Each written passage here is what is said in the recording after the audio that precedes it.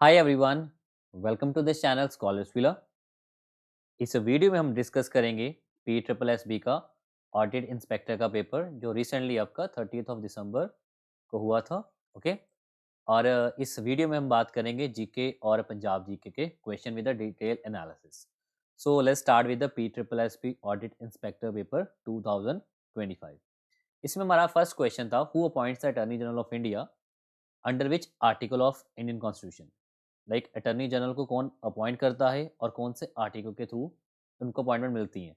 तो अगर आपको पता होगा, अगर आपने थोड़ा सा इसके बारे में स्टडी किया होगा, तो प्रेसिडेंट, क्योंकि जो अपॉइंटमेंट है, जितनी भी कॉन्स्टिट्यूशनल पोस्ट है, okay, if you talk about the constitutional post, जितनी भी कॉन्स्टिट्यूशनल पोस्ट है उसमें अपॉइंटमेंट कहाँ से मिलती है, मोस्टली प्रेसिडेंट से मिलती है अंडर द आर्टिकल नंबर 76। तो this is a very simple and easy question कि जो प्रेसिडेंट के द्वारा अटर्नी जनरल को अपॉइंटमेंट मिलती है एंड आर्टिकल नंबर 76। तो ये तो बहुत ईजी था। अब let's talk about something extra.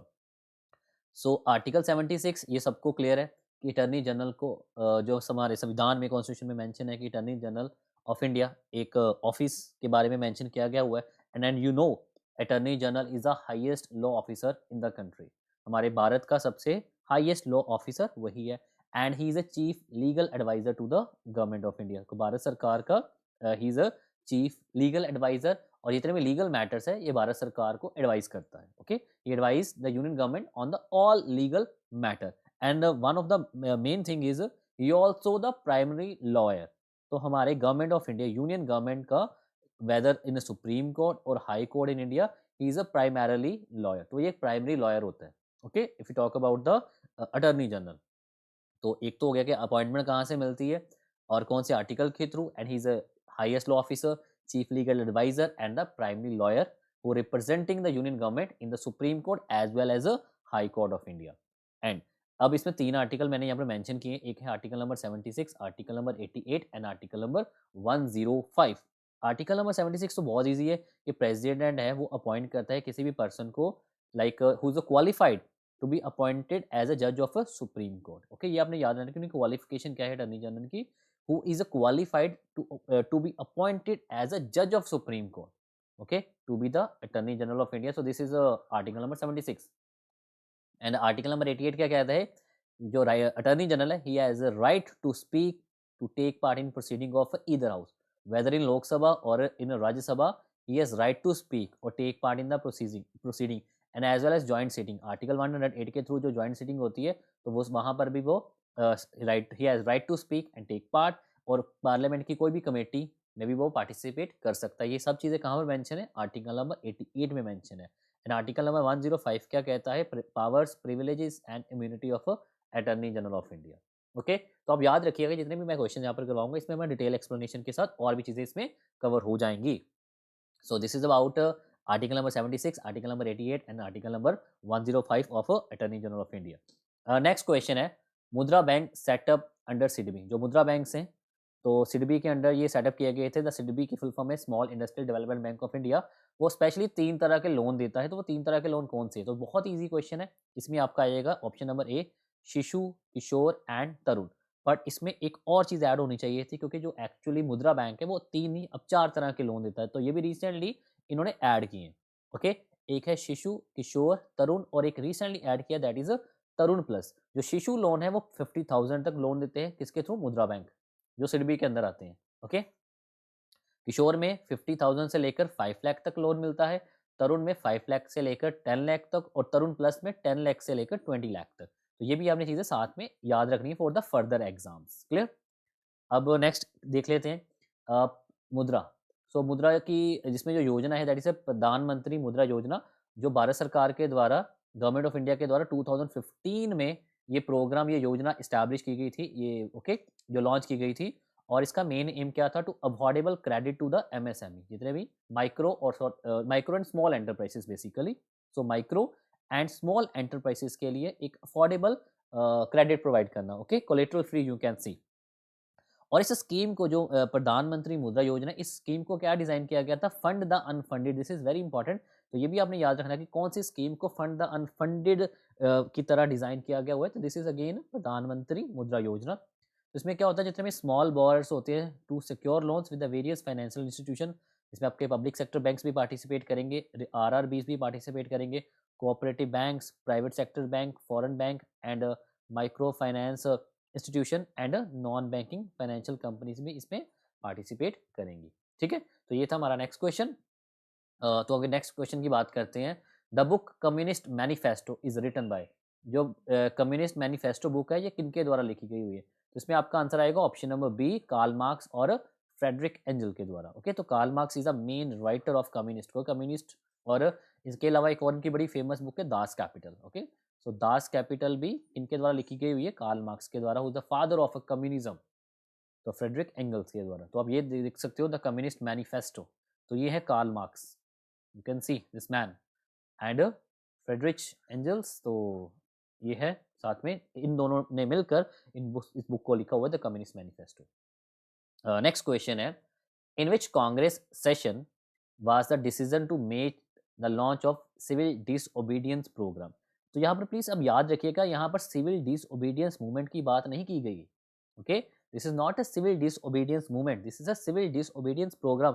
इसमें कौन से कांग्रेस का जो सेशन था, आईएनसी का सेशन था, इसमें सिविल डिसओबीडियंस प्रोग्राम को लॉन्च करने का डिसीजन लिया गया था? तो इसमें आपका आंसर आएगा इलाहाबाद सेशन 1921, क्योंकि मोस्टली बच्चों को लगा होगा 1930 की सिविल डिसओबीडियंस मूवमेंट की बात चल रही है, पर this is not the answer. Allahabad session जो 1921 का सेशन है, तो ये भी आपका एनसीएम के अंडर आता है। दिस इज ओके, तो ये किसके अंडर आता है? नॉन कोऑपरेशन मूवमेंट के अंदर आता है, ना कि सिविल डिसोबीडियंस मूवमेंट के।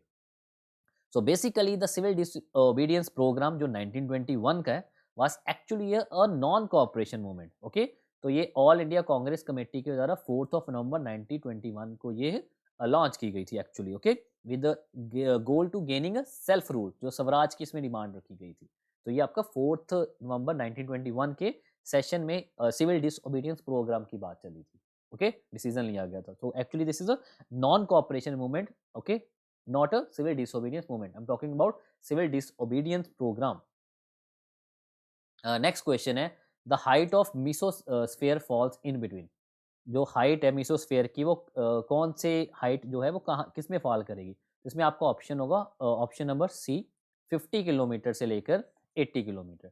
तो आप पिक्चर देख सकते हैं यहाँ पर, क्योंकि आपको पता है अर्थ के ऊपर जो लेयर्स हैं, okay, if you talk about Earth, तो अर्थ के ऊपर जो लेयर्स हैं ट्रोपोस्फियर, तो ये लेयर्स की बात करें, सबसे लोअर पे आपकी आती है ट्रोपो। ओके, ट्रोपो, उसके ऊपर आती है स्ट्रैटो, स्ट्रैटो के बाद आती है मीजो, फिर आती है थर्मो, और लास्ट पे आती है exosphere. Okay, so troposphere, stratosphere, यहाँ पर आपकी ओजोन लेयर है स्ट्रैटो में। Okay, so tropo, strato, meso, thermo and exo. Troposphere की बात करें तो अब 0 से लेकर 12 किलोमीटर तक आपकी ट्रोपोस्फियर है। ओके, तो 0 से लेकर 12 किलोमीटर तक क्या है आपकी ट्रोपोस्फियर, 12 से लेकर 50 किलोमीटर तक कौन सी आएगी आपकी स्ट्रैटो, तो 50 से लेकर 80 किलोमीटर तक आपकी आ जाएगी मीजो, 80 से लेकर 700 तक कौन सी आ जाएगी थर्मो, और 800 से सॉरी 700 से बियॉन्ड, ठीक है, 700 से लेकर 10,000 तक आपकी फिर फर्दर एक्सोस्फीयर आ जाएगी। ओके, यू कैन सी, इसमें अपने याद रखना है जो साथ में पिक्चर्स दी हुई हैं।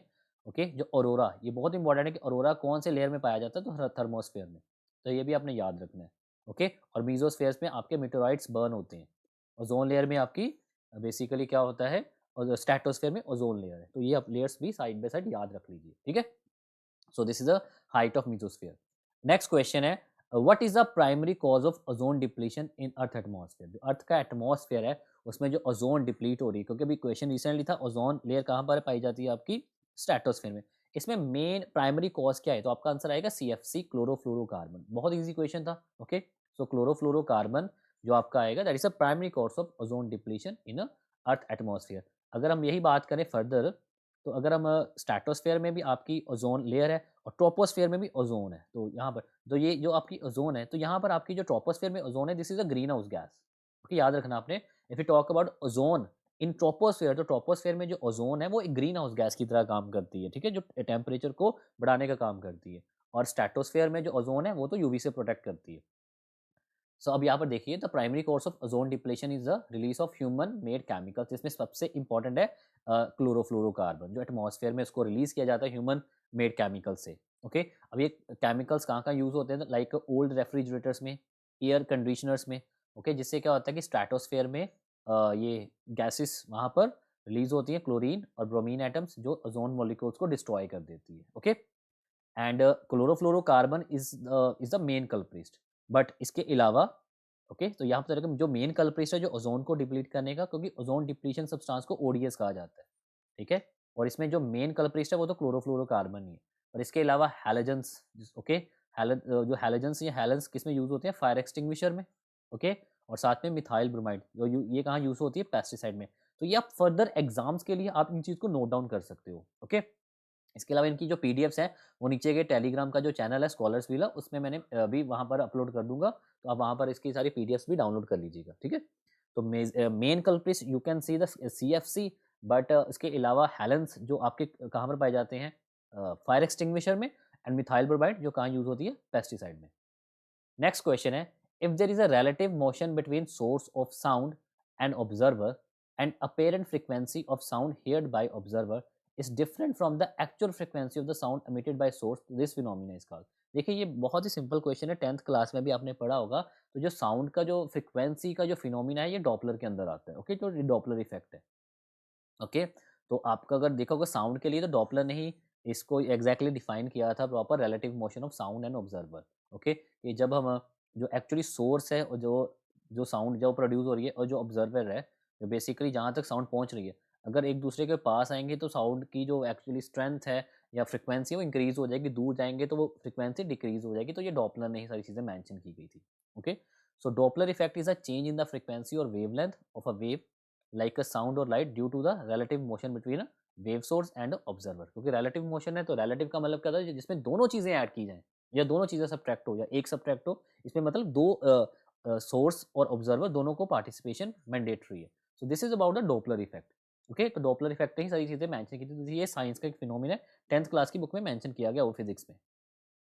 नेक्स्ट है महादेई वाइल्ड लाइफ सेंचुरी, ये कौन से स्टेट में है, देखिए आपने याद रखना कि गोवा में दो फेमस रिवर है, एक है जुआरी और एक है मंदोई रिवर, ठीक है। एक जुआरी रिवर है और एक मंदोई रिवर है, ये बहुत इंपॉर्टेंट रिवर है गोवा की दो, ठीक है। तो आप याद रखिए कि जो स्पेशली जो मैन है वो क्या करते हैं, जुआ खेलने के लिए कहाँ जाते हैं, गोवा में जाते हैं, क्योंकि जुआ गैम्बलिंग, क्योंकि वहाँ पर काफ़ी ज़्यादा गैम्बलिंग के लिए काफ़ी ऐसे सेटअप किया हुआ है, ओके। सो मैन एंड जुआ, तो मैन से मंदोई रिवर, ओके, एंड जुआ से जुआरी। तो बड़ी दो फेमस रिवर है गोवा की, जुआरी रिवर एंड मंदोई रिवर। तो वहाँ पर मंदोई रिवर के ही रिवर के पास वहाँ पर पड़ता है आपका महादेई, या इसको भी मंदोई या महादेही रिवर भी कहा जाता है। तो ये गोवा की है, okay, you can see the Goa. So it is located in the northern part of Goa in the Western Ghats, क्योंकि आपको पता ही है जो बेसिकली गोवा है, ठीक है, ऊपर महाराष्ट्र और नीचे आपका सो क्या आपका आ जाएगा बैंगलोर, सॉरी, ठीक है। तो उसके इन बिटवीन आपका पाया जाता है कर्नाटका, सॉरी नॉट महाराष्ट्र, और नीचे कर्नाटका, तो उसके बिटवीन पाया जाता है आपका गोवा, ओके। जो आपकी स्टेट है और ये वेस्टर्न घाट में है, ओके। तो यहाँ पर देख सकते हो, तो it is drives name from the Mahadei river which actually flow through cross this sanctuary. तो this is about Mahadei river. तो ये थे हमारे नॉर्मल जीके के क्वेश्चन। अब हम बात करते हैं पंजाब जीके के क्वेश्चन के बारे में। सो पंजाब जीके में फर्स्ट क्वेश्चन है, गुरु ग्रंथ साहिब कंटेन द बानी of how many Bhagat and पट, ठीक है। कि गुरु ग्रंथ साहिब में भगत और बट की कितनी बानियां उनके अंदर मेंशन है गुरु ग्रंथ साहिब जी में, ठीक है। तो बहुत इजी क्वेश्चन है। तो इसमें आपके अगर बात करें तो 6 गुरुओं की बानी मेंशन है, जिसमें 1 2 3 4 5 और साथ में 9th गुरु आएंगे, ठीक है। पहले 5 गुरु और साथ में 9th गुरु आएंगे, तो ये टोटल आपके 6 गुरुओं की बानी मेंशन है, और 15 भगत हैं और 11 पट, ठीक है। 15 भगत और 11 पट, इन सब की चीज़ें मेंशन है। तो आपने याद रखना है 6 गुरु हो जाएंगे, जिसमें पहले 5 गुरु आ जाएंगे, first second third fourth fifth, और साथ में 9th गुरु आ जाएंगे, ओके। साथ में 15 भगत और 11 भगत पट की, ठीक है। सो गुरु ग्रंथ साहिब जी कंटेन द बानी ऑफ 15 भगत एंड 11 पट। अब भगत और पट के बारे में थोड़ा सा मैंने जस्ट वन लाइन इसमें मेंशन की है। So the 15 Bhagat include saint poet, इसमें सेंट्स हैं और पोइट्स हैं ऑफ वेरियस बैकग्राउंड, जिसमें लाइक हिंदुइज्म भी आ जाएगा, इस्लाम भी आ जाएगा। तो ये डिफरेंट रिलीजन के साथ कनेक्टेड थे, जिनका एग्जैक्टली गुरु ग्रंथ साहिब जी में इनका मेंशन है भक्तों के बारे में, 15 भगत। Pattani, if we talk about 15, 11 Patt, so these 11 Patt were Brahmin poets, okay, who praised a Sikh Guru. तो आप याद रखिए 6 गुरु, 6 गुरु, 15 भगत एंड 11 पट, ठीक है। नेक्स्ट क्वेश्चन है, Dulla Bhatti is a folk hero of Punjab. जो दुल्ला पट्टी है उसको पंजाब का एक फोक हीरो कहा गया हुआ है। तो उसने किसके अगेंस्ट रेवेन्यू पॉलिसी के लिए किसके अगेंस्ट रिवोल्ट किया था? तो ये भी बहुत इजी क्वेश्चन है, ऑलरेडी पी ट्रिपल एस ने पहले क्वेश्चन पूछा हुआ है। तो आपका आंसर आ जाएगा ऑप्शन बी, अकबर। ठीक है, तो ऑल्दो जो दुल्ला पट्टी जो पंजाब में लोहड़ी फेस्टिवल में इसके सॉन्ग्स मेंशन गाए जाते हैं, तो दुल्ला पट्टी, तो ये अकबर के टाइम पर इन्होंने रिवोल्ट किया था रेवेन्यू पॉलिसी के अगेंस्ट। सो अब दुल्ला पट्टी जो उनका पूरा नाम है दैट इज राय अब्दुल्ला खान पट्टी। जन्म की बात करें तो 23 जुलाई 1547 से लेकर 26 मार्च 1599 तक इनकी जो लाइफ थी एग्जैक्टली। ओके, 1547 से लेकर 1599, राय अब्दुल्ला खान पट्टी, जिसको दुल्ला पट्टी भी कहा जाता है। ओके, और इनको एक टाइटल भी दिया गया वो nickname that is robin Hood of Punjab, तो ये भी आप याद रख लीजिएगा। Okay, he was given the nickname robin Hood of Punjab. Actually, he was a Punjabi folk hero who led revolt against Mughal rule during the reign of Akbar Emperor. Okay, so he is celebrated for his guerrilla warfare. आपको पता guerrilla warfare जो forest में छिप कर वार करते हैं, तो उनके लिए टैक्टिक्स के लिए इंपॉर्टेंट थे। ये against the Mughal and redistributing looted wealth to the poor. Okay, मुगलों से गुरिल्ला वारफेयर के टैक्टिक्स से उनसे लूटते थे माल और सारा सामान गरीबों में बांट देते थे, जिसके लिए इनको टाइटल दिया गया था Robin Hood of Punjab. And is story is famous link to the Lohri festival. और एक्चुअली इनका जो बहुत फेमस सॉन्ग है जो लोहड़ी पे यूज होता है, सुंदर मुंदरी है, एक्चुअली ये दो गर्ल्स के बारे में है। ओके, जो रेस्क्यू किया गया था, तो which is commemorate the rescue of two girls from the Mughal soldiers. तो सुंदर मुंदरी है, एक्चुअली टू गर्ल्स की बात चल रही है। ओके, सुंदरी एंड मुंदरी है, तो ये मुगल सोल्जर से टू गर्ल्स को रेस्क्यू किया गया था उनके लिए, तो ये सॉन्ग्स में मेंशन है। Okay, so this is about Dulla Bhatti, Rai Abdullah Khan Bhatti. Next question है, the first issue of Ghadar paper was publish in which language. जो गदर पेपर है जो पब्लिश किया गया था गदर पार्टी के द्वारा, ये कौन सी लैंग्वेज में इनिशियली, तो फर्स्ट इशू जो था वो कौन सी लैंग्वेज में था? तो इसमें आपका आंसर आ जाएगा उर्दू में। ओके, तो उर्दू में ये मेंशन किया गया था। तो you can see the first issue of the Ghadar newspaper was publish in Urdu on 1 November 1930। ठीक है, क्योंकि जो गदर पार्टी का पहले नाम था Pacific Coast of Hindustan Association, जो 1912 में बनाई गई थी। Okay, Pacific Coast San Francisco में। उसके बाद ये नाम पार्टी का नाम चेंज करके गदर पार्टी बनाया गया था, जिसमें जो फर्स्ट गदर न्यूज़पेपर थी कौन सी लैंग्वेज में इशू की गई थी? उर्दू में। उसके बाद फिर इसको गुरमुखी स्क्रिप्ट में जो इसके एडिशंस आ गए थे, तो subsequent edition too in the Gurmukhi script was publish a month later, जो बाद में ऑलमोस्ट 9 दिसंबर 1930 को ये इशू किया गया था, ताकि ज़्यादातर लोगों में ये डिस्ट्रीब्यूट हो सके, ज़्यादातर लोग इसको पढ़ सके फॉर वाइडर ऑडियंस। ओके, ये था हमारा गदर न्यूज़पेपर के बारे में। And the next question is when was Punjab annexed by the British. देखिए इसमें यह है कि पंजाब को ब्रिटिशर्स के द्वारा कब एनेक्स किया गया था? तो ये आपका आंसर आएगा option B, 29 March 1849। You can see Anglo Sikh war, क्योंकि दो एंग्लो सिख वॉर हुई हैं, एक हुई है एंग्लो सिख वॉर 1 और एक हुई है एंग्लो सिख वॉर 2। जो फर्स्ट एंग्लो सिख वॉर है ये 1845 से लेकर 1846 तक चली है। ओके, इसमें आपकी 5 बैटल्स हैं, there are 5 battles. Battle of Mudki, battle of Ferozeshah, battle of Baddowal, battle of Aliwal और बैटल ऑफ सबराऊं।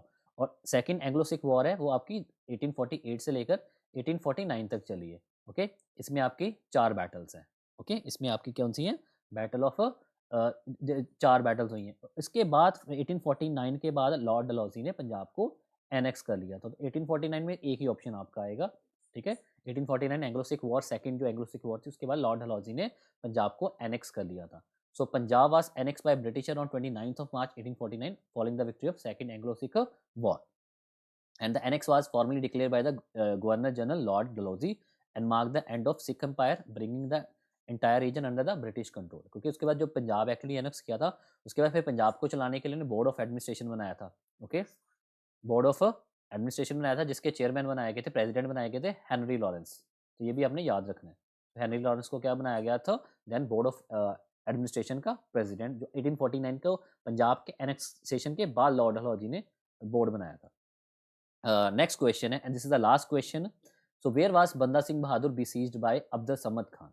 तो बंदा सिंह बहादुर को अब्द समद, क्योंकि उस टाइम पर जो गवर्नर थे, ठीक है, पंजाब के लाहौर के, तो बेसिकली अब्द समद खान ने बंदा बहादुर को कहाँ पर बिसीज किया था? इसमें आपका आंसर आएगा गुरदास नंगल। ठीक है, तो गुरदास नंगल ही इसका आंसर है। यू कैन सी, तो बंदा सिंह बहादुर वाज बिसीज बाय अब्द समद खान, तो जो कहाँ पर किया था? गुरदास नंगल के दूनी चंद की हवेली पे। ठीक है, दूनी चंद, एट द वैली ऑफ दूनी चंद, गुरदास नंगल नियर द गुरदासपुर, वहीं से आप याद रखिएगा। And Mughal army led by Abd Samad Khan surrounded the fortified mention on March 1750। बाद में इनको दिल्ली लेकर आया गया था, फिर फरुखसियर के कहने पर इनको एग्जीक्यूट कर दिया गया था। Okay, so Sikh forces until the capture in December 1715। तो यू कैन सी ओके, बाद में फरुखसियार, उस टाइम पर मुगल कौन थे, फरुखसियार, तो ये भी आपने याद रखना है। और अब्दा समद खान ने इनको क्या किया था, कैप्चर किया था, कहाँ से, गुरदासपुर के गुरदास नंगल से।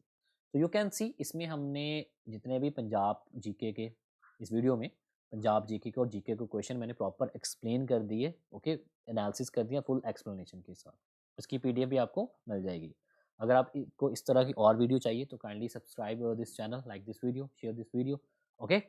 और भी अगर आपको कोई चीज़ें क्योंकि जिसमें टेलीग्राम है उसमें मैं काफ़ी चीज़ें साथ में ऐड ऑन करता रहता हूँ, काफ़ी जो आपके आने वाले एग्जाम्स के लिए हेल्प हो जाएगी। इसके लिए मैंने करंट अफेयर्स की यहाँ पर एक प्लेलिस्ट भी मेंशन की हुई है, तो आप प्लेलिस्ट भी उसको देखिएगा। Okay, so this is for today in this video. Thank you.